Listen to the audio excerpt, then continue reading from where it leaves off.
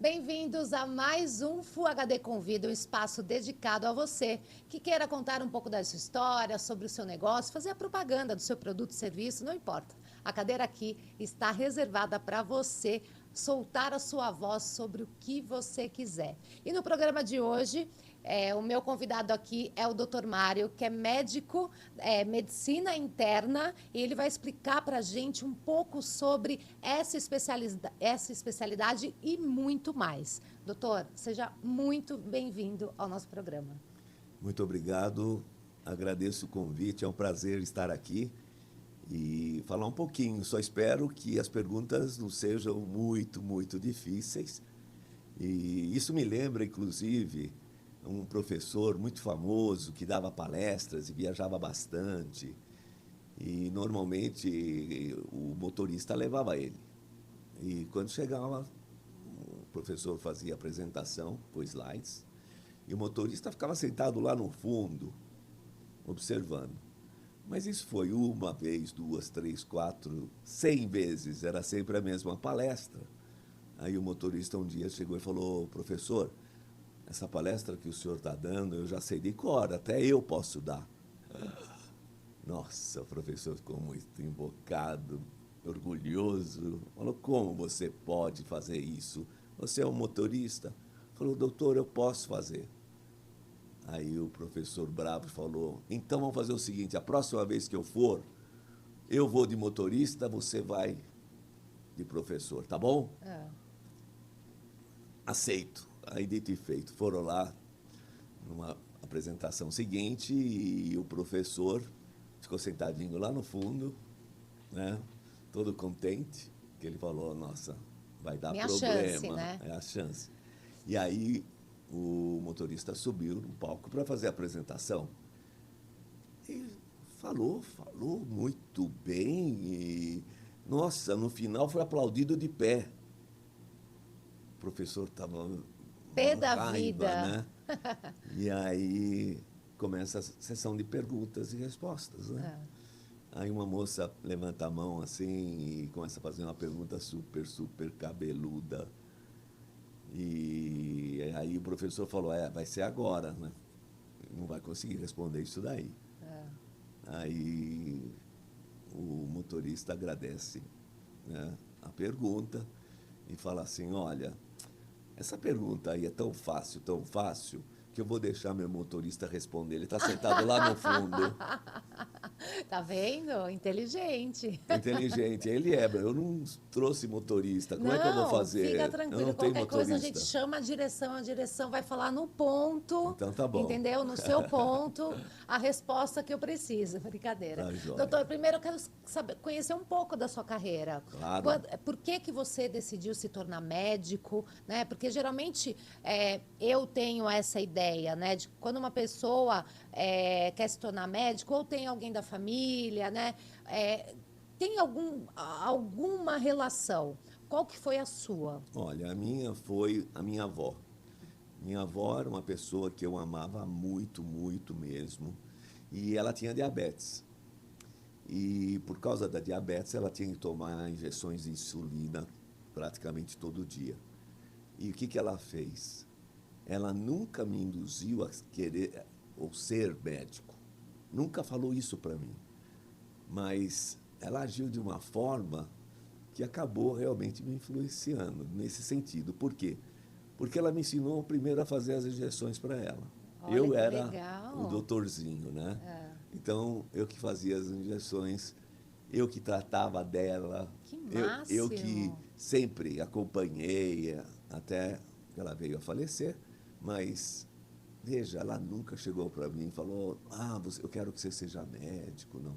Não, mas Foi, aquela situação te fez, ou porque é, ali você se viu um pouco médico, ou até você gostaria de ser médico para poder um dia ajudar ela ou outras pessoas, né? exatamente, e foi essa a ideia. Eu queria ser médico para ajudar minha avó, por causa do diabetes. Inclusive, até procurava, lia tudo que era possível, né, de diabetes para Para tentar ajudá-la, curá-la, né? né?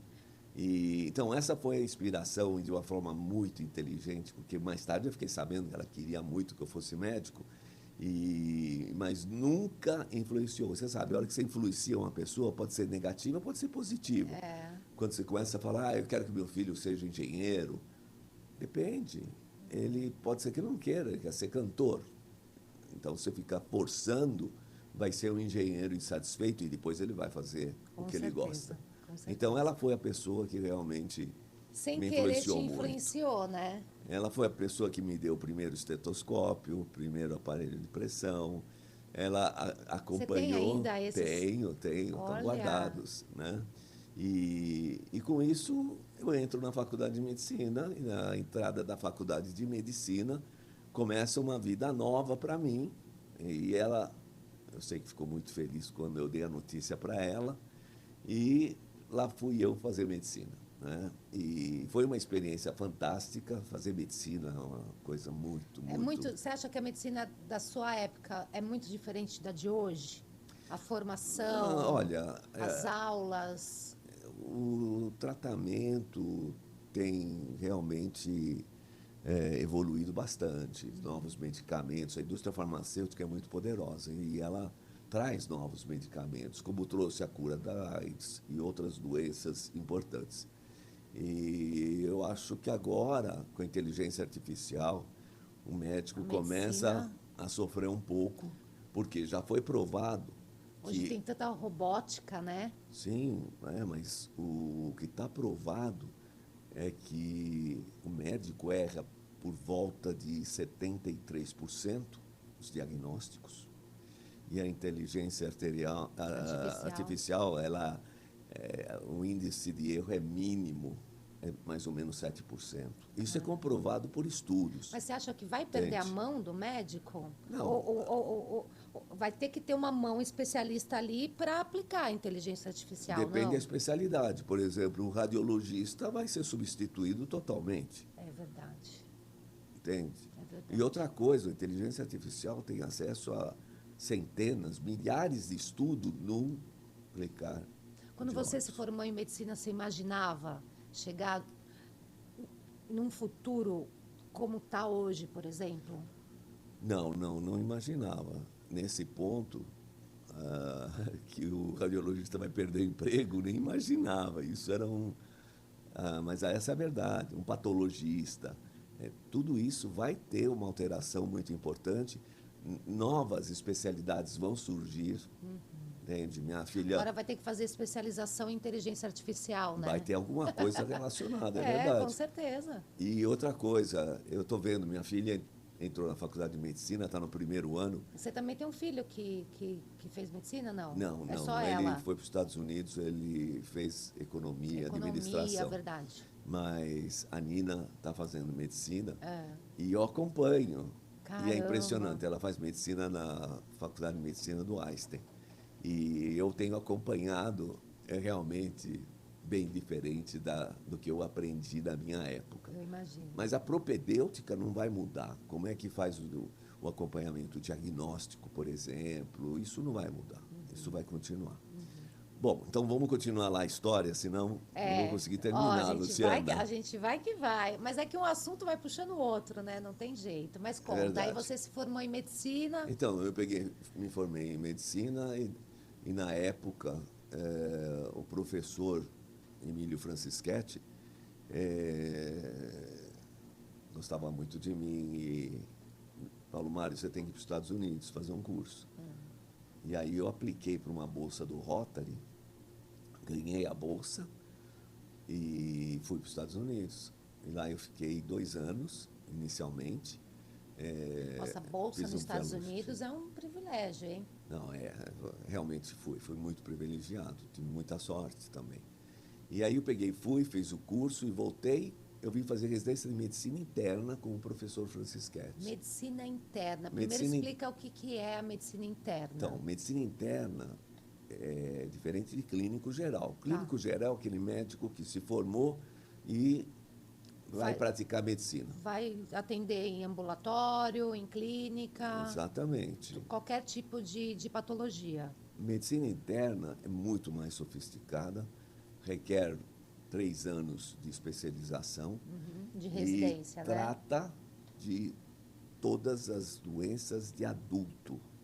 Então, pode ser esquizofrenia, trata, tá, ou acompanha, cardiologia, tudo que você imaginar, mas aí um pouco mais especializado do que o clínico geral. Entendi. Não dá para comparar muito clínico geral com medicina interna. Medicina interna. As pessoas confundem um pouquinho, mas eu sou especialista em medicina interna pelo Conselho Regional de Medicina de São Paulo. E aí você se especializou aqui no Brasil? Aí eu voltei e fiz minha residência no Brasil, terminei a residência, voltei para os Estados Unidos, aí fui fazer um fellowship em medicina de família. Caramba! E a Seu ideia médico da família. era implementar esse programa que estava tão avançado nos Estados Unidos e no Brasil nem se falava em medicina de família. E aí foi o que eu fiz, mas infelizmente Em que o época professor... isso, doutor? Na década de 70. Porque eu vejo muito, leio muito, que as famílias de poder aquisitivo antigamente, você escutava muito que elas tinham um médico da família. Tinham, exato.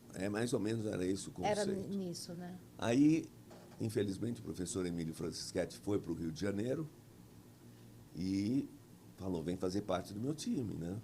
Eu adoraria fazer carreira acadêmica. Aí fui lá para o Rio e realmente não tinha condições. Não tinha salário, praticamente. Eu já estava casado, 2 filhinhas e não podia ficar lá. Aí eu abandonei a ideia de ser professor e fazer o que eu gostaria, claro, porque eu tinha agora outras responsabilidades. Então voltei para São Paulo. Em São Paulo comecei a procurar emprego. E aí eu fui entrar numa indústria farmacêutica.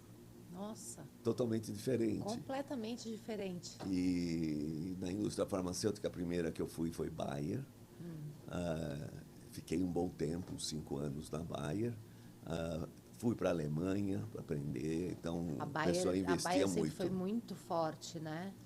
Aqui no Brasil. E aí, nossa, tive experiência, aprendi marketing, aprendi um monte de coisa que realmente poucos médicos aprendem, né? Porque eu nem sabia o que Porque o na médico faculdade fazia. não tem esse tipo de aula, né? De Não marketing, tem, não de tem, gestão, não de tem. financeiro, né? Você aprende a ser médico. E- Agora, como você vai lidar aqui fora, né? Você tem que se especializar. Exatamente. Uma coisa que eu esqueci de falar, eu fiz a faculdade junto com o Geraldo Alckmin. Que Então, máximo! mas eu fui presidente do centro acadêmico. Né? E o Alckmin já estava mexendo com política, Desde que ele era aquela vereador. época? Então, no primeiro ano, ele já estava fazendo campanha para ser vereador. Ele acabou sendo o mais votado, depois deputado federal. Ele teve assim, uma evolução muito boa, muito grande. E eu lembro, na época da ditadura militar, e eu, como centro responsável pelo centro acadêmico, tive alguns embates com os militares. Por quê? Porque o quartel-general era em Caçapava e eles ficavam de olho em todas as atividades que a gente fazia. E um belo dia nós resolvemos fazer uma passeata na cidade, reclamando que tinham tirado, a escola não era paga, era gratuita, e aí queriam que fosse paga. Então nós falamos, não vamos aceitar isso. É interessante porque foi algo que aconteceu. Aí vou fazer uma passeata. Aí todo mundo se preparou, fizeram cartazes, tudo, e sai a passeata no meio da cidade. Não demorou muito, chega a polícia, despreparada, dando tiro. Que medo! Prenderam mais ou menos 20 estudantes. Levaram para a delegacia. Putz, pessoal, depois disso, voltou todo para o centro acadêmico e me procurando. E o coronel não deixou eu sair. Falou, você não vai sair, você vai ser preso. E aí eu falei, nossa, e agora? Mas eu preciso estar lá, eles vão pensar que eu não estou liderando, como que pode? Falou, não, você vai ficar aqui. Aí ele falou, não, aconteceu que 20 foram presos e eles estão querendo invadir a delegacia agora. Se invadir a delegacia, vai ter morte, Deus me livre. tá? Aí, olha a responsabilidade, já como acadêmico, centro acadêmico, e nós não éramos subversivos, não era essa a ideia. A gente queria as coisas que fossem justas, Certas, né? como todo estudante, como todo jovem, né? E aí ele falou assim, olha, estava todo mundo já reunido lá em pé de guerra para ir para a delegacia. Ele falou, olha, vai com calma, você vai lá e fala para eles que eu vou na delegacia e vou trazer todos eles aqui. Nós vamos liberar. Falei, nossa, graças a Deus. Aí eu vou lá, aí eu anuncio que vão ser liberados, que é para esperar que eles vão vir, né? E, de fato, foram liberados. Nesse meio tempo, os caras esqueceram um pouco de mim.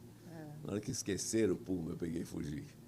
Fugi, falei, preso não. Meu Aí Deus. peguei e fugi e passei acho que um mês acampado lá perto em Ubatuba, Caraguatatuba, e realmente foi difícil, né? Porque eu perdi o contato. Mas aí tinha Fantástico me procurando, tinha todo mundo procurando, porque eu realmente meti o pau, né? Meu pai me conta cada história dessa época também, muito legal. Olha, a ditadura não é fácil. É legal para a colegas... gente ouvir, né? Mas para vocês deve ter sido uma época... Não, foi horrível. Acho que foi uma das épocas mais difíceis, né, que o Brasil enfrentou. Eu lembro que eu estava em reunião e veio um casalzinho jovens lá, 17, 18 anos, né?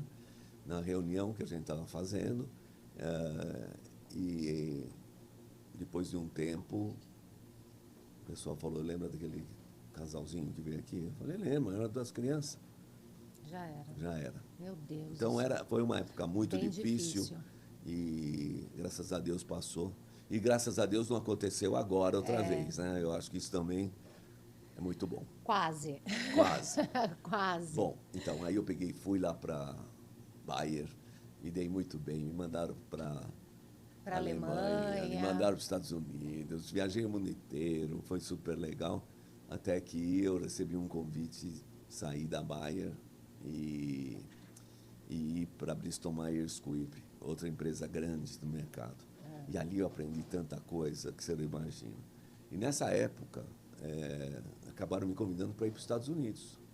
Não, mas é para ficar 2 anos no máximo, tal. Eu falei, não, eu vou, adoro os Estados Unidos. Preferia do que a Alemanha, porque eu não falava alemão tão bem.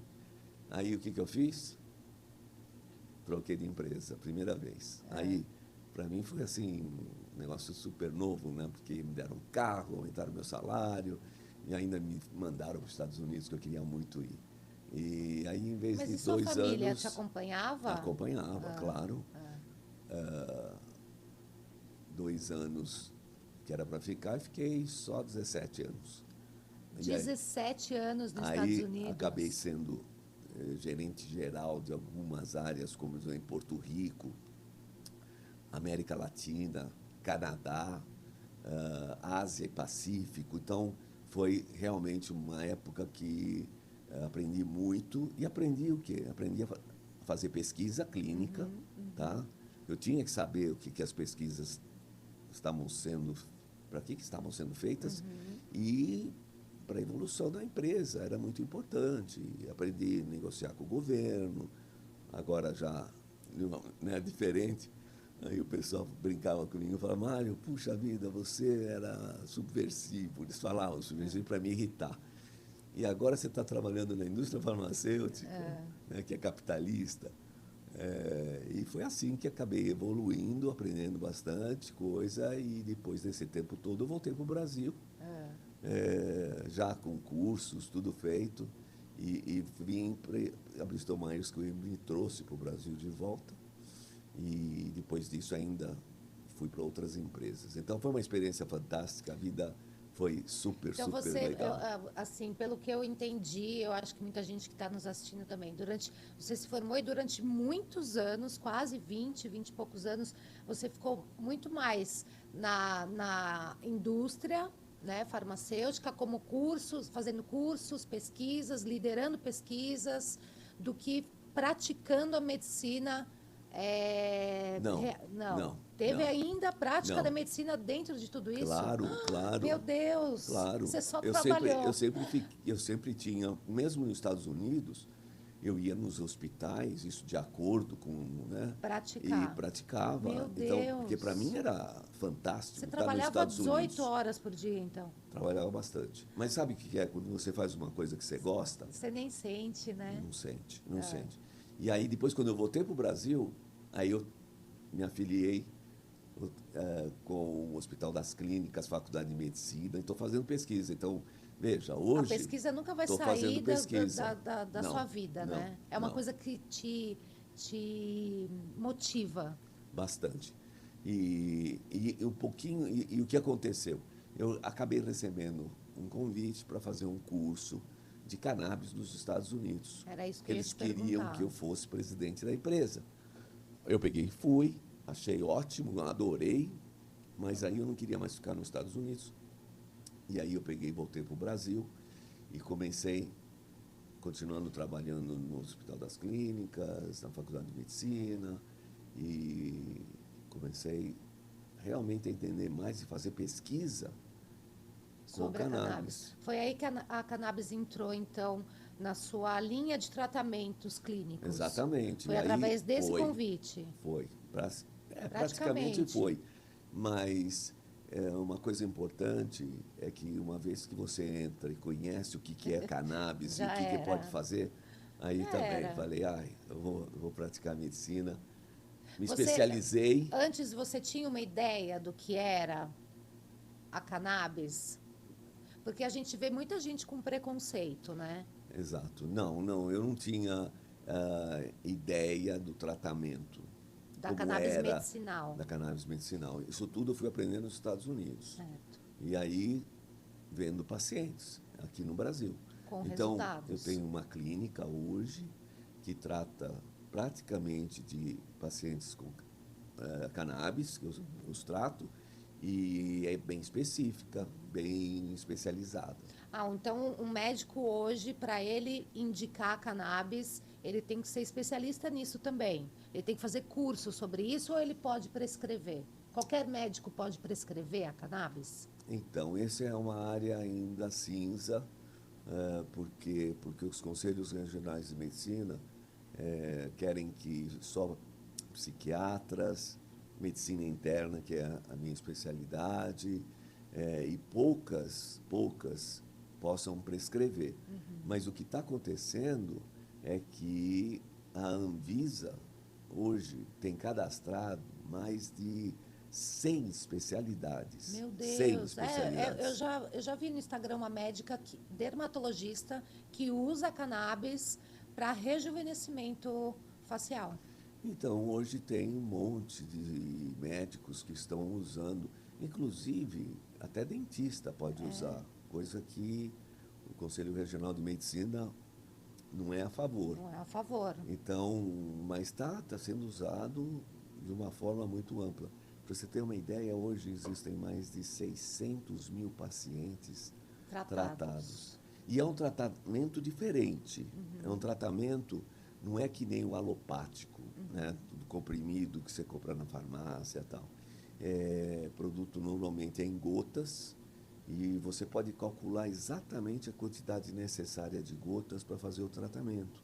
Tá. Então, mudou e hoje existem mais de 400 empresas que vieram para o Brasil por causa de cannabis. E eles importam? Ainda ou é produzido no Brasil? Os dois, é importado. Já tem produção no Brasil? Que legal. Mas tudo tem que ter a aprovação da Anvisa.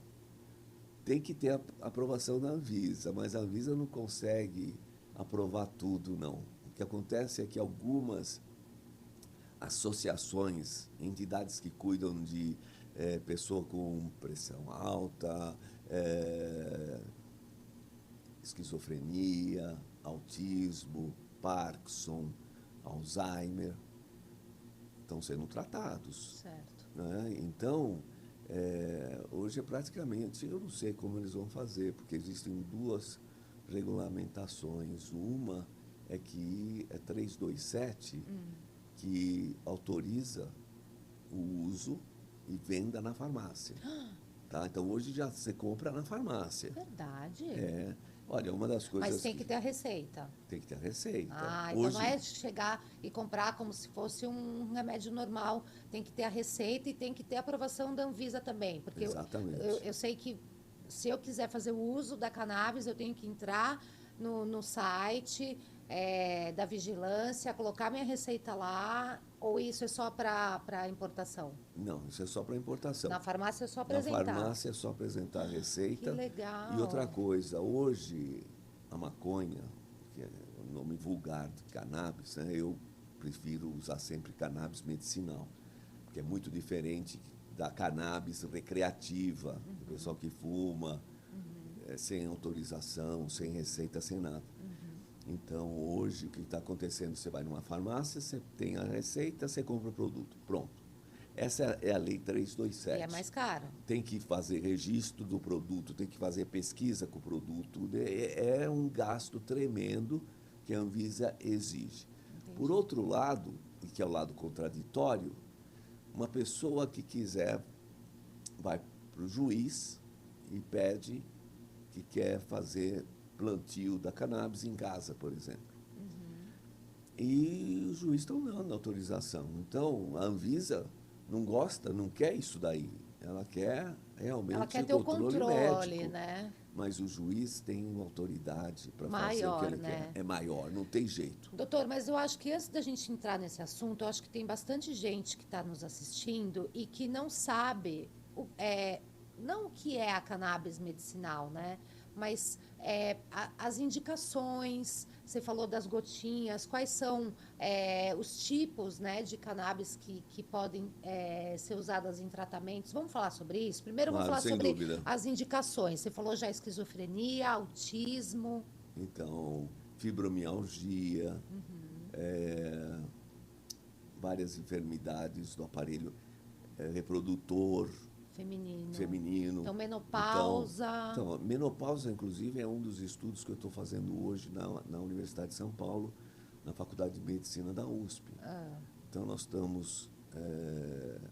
mais tarde eu vou vir aqui no seu programa Vamos falar e só vou falar, de olha, menopausa. nós estamos convidando as pessoas que estão na menopausa para irem e se cadastrar para serem tratadas com um novo medicamento que nós estamos desenvolvendo, que é cannabis. Mas então isso substituiria os hormônios? Porque tem mulheres que não podem usar hormônios.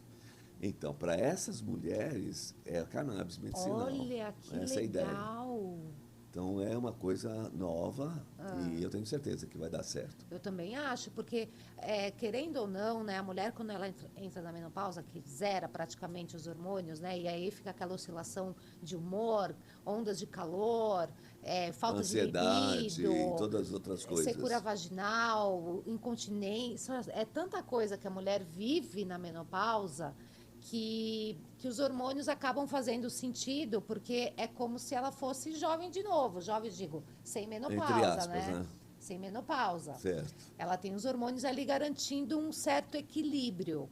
Então, a cannabis vem para substituir, talvez? Então, a cannabis, é isso que é interessante. A cannabis não é que ela trata só uma doença, como os alopáticos tratam.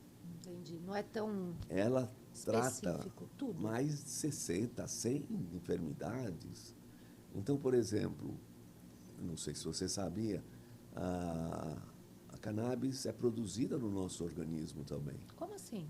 Sim, nós temos receptores de cannabis e na membrana das células elas produzem cannabis. Então, o mesmo cannabis que você compra, que é o fitoterápico, o produzido pela planta, você produz do seu corpo cannabis.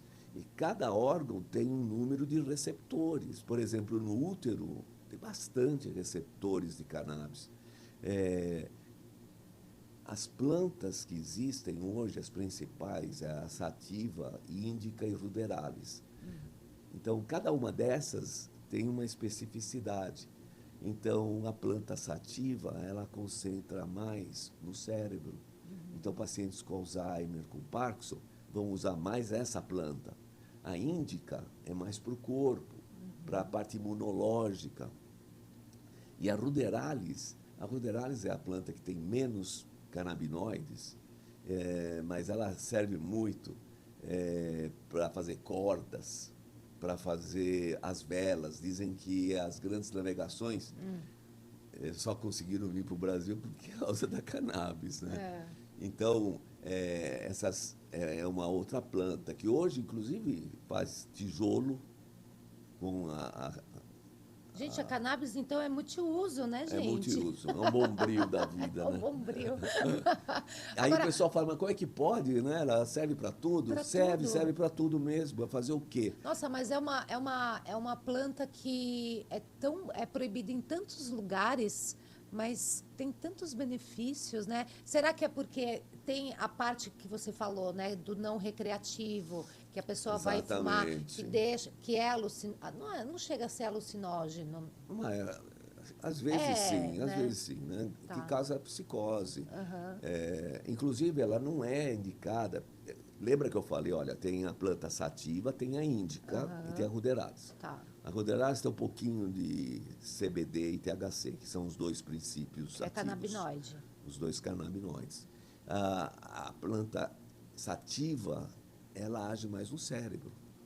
Por isso que para Parkinson, Alzheimer, demência, ela é perfeita. Então, quando você vai prescrever para uma pessoa que tem Alzheimer, você vai colocar essa planta, pedir para o laboratório, colocar lá nas gotinhas, essa planta com a Aqui dosagem exatamente, que ela que precisa. eu quero usar. Que E é o legal. CBD, aqui é o canabidiol. Aham. O canabidiol é o que está relacionado mais com o corpo. Tá. Desculpa. Com a mente. Não, com o corpo. Ah, tá. O THC, tetrahidrocannabinol, está mais relacionado com a mente. A mente. Tá certo? Aham. Então, pessoas ansiosas, Alzheimer, AVC, não. Pode também, mas aí já entra mais para a parte cerebral. Neurológica. Uma série de doenças do corpo. Do corpo. Entende? Dor crônica. Dor crônica, ela é muito bem indicada e diferente de dor aguda. Ela não é muito boa, pelo menos os trabalhos científicos que existem mostram que ela não é muito boa para dor aguda. É mais dor crônica. E a idade? Tem restrição para a idade? Tem restrição. Crianças, idosos? Lógico, tem restrição. Principalmente o THC, que age mais no cérebro. Então, ele é contraindicado para crianças e para jovens com menos de 18 anos. Certo. Então, tem essa indicação e o cuidado. Por quê? Porque o que descobriu-se não é que ela causa esquizofrenia, né? Mas ela pode desencadear a esquizofrenia em um jovem que estava bem, não estava acontecendo nada. Não tinha esse gatilho, mas né? ele tem dentro dele Um traço. de esquizofrenia. Então, a cannabis não pode ser um tratamento eficaz para quem é esquizofrênico. Bom, já estão sendo feitos alguns estudos, depende da idade. Tá. Com menos de 18 anos, eu Não não é prescrevo indicado. o THC com menos de 18 anos. O canabidiol, que é do corpo, esse eu já prescrevo. Mesmo para quem é esquizofrênico. Inclusive, já está aprovado pela Anvisa e pelo FDA o uso na epilepsia.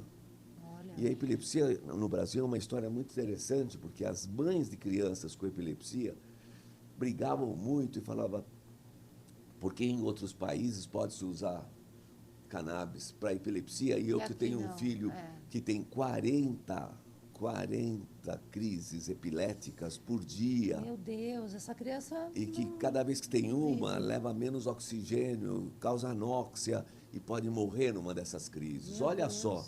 E essas mães realmente foram fantásticas, porque elas brigaram tanto e conseguiram que a Anvisa aprovasse o produto. Olha que mágico. Então, hoje, eu posso prescrever produto para epilepsia e os resultados são fantásticos. Eu imagino. De 40, passa para uma ou nenhuma. Entende? Nenhuma crise. Aí você vai falar, mas e os produtos normais que foram usados há tanto tempo? Eles são refratários, são produtos refratários, não respondem e realmente não dá para usar. Não dá para usar. Entendi. Olha que coisa. Então, essa é uma planta milagrosa. Eu acho que Deus fez para melhorar a qualidade de vida da gente. Tanto que nos Estados Unidos, pessoas com mais de 60 anos utilizam, porque lá eles podem comprar sem receita, vai na farmácia. Estados Unidos é uma... É liberado, tem liberado, uma principalmente outra... Califórnia. Eu imagino. Outro esquema. Então, pessoas com mais de 60 anos vão nesses dispensários, que são farmácias só de cannabis, compram o que quiserem, e o que é interessante é que elas estão usando para melhorar a qualidade de vida, melhorar a ansiedade, melhorar as dores, porque depois de uma certa idade todo mundo tem dor crônica e outras enfermidades que são importantes também. Então, hoje, nos Estados Unidos, é qualidade de vida. No Brasil também, pessoas com câncer. Eu ia te perguntar sobre isso, se é eficaz, porque eu já vi isso em muito filme, né? Que tem bastante filme que fala sobre isso, que mostra sobre isso. E também já vi outras pessoas na vida real que usam a cannabis medicinal, muitas vezes a erva, né? De fumar, de fato, a erva, e fala que é recreativo, mas também fazendo o tratamento com as gotinhas que o senhor falou, para lidar com a quimioterapia, com a rádio, né, que é muito desgastante para quem está fazendo o tratamento, né? Exatamente. E uma das indicações que já está aprovada há mais de 40 anos nos Estados Unidos é a cannabis que eles usavam e têm usado também para o tratamento de náuseas, vômitos. Que é o que mais deixa a pessoa... A pessoa que está fazendo o tratamento precisa sofre, né? realmente de medicamentos eficazes para evitar náuseas, vômitos e para ajudar o tratamento quimioterápico. Eu imagino. Porque o quimioterápico é pesado, causa um monte de efeitos colaterais. Né? Mas é melhor tratar do que não tratar e vir a falecer. Então, agora, doutor, você falou sobre o THC e me veio aqui uma dúvida também que eu vi recentemente, porque jornalista é isso, né? A gente pesquisa, a gente olha sempre as coisas que estão acontecendo. E tem agora o THC-V. Qual que é a relação dele com o Ozempic?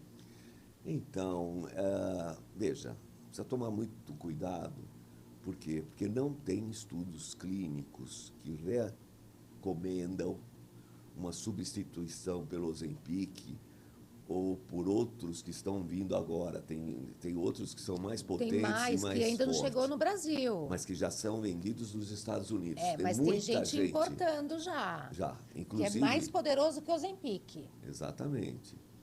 E uma das coisas que tem que tomar cuidado é que tem um mercado negro aqui no Brasil vendendo produto falsificado. Eu acho que em todo lugar no mundo tem um mercado negro, não tem jeito. Não tem jeito, mas é a lei péssimo, do certo, não péssimo, doutor? Mas é totalmente errado, porque você está mexendo com medicamentos. Você pode ter efeitos colaterais, imagina fabricar como esse medicamento. Pode morrer. Pode morrer. Deus então, me livre. hoje não tem estudos ainda que dizem, olha, pode substituir.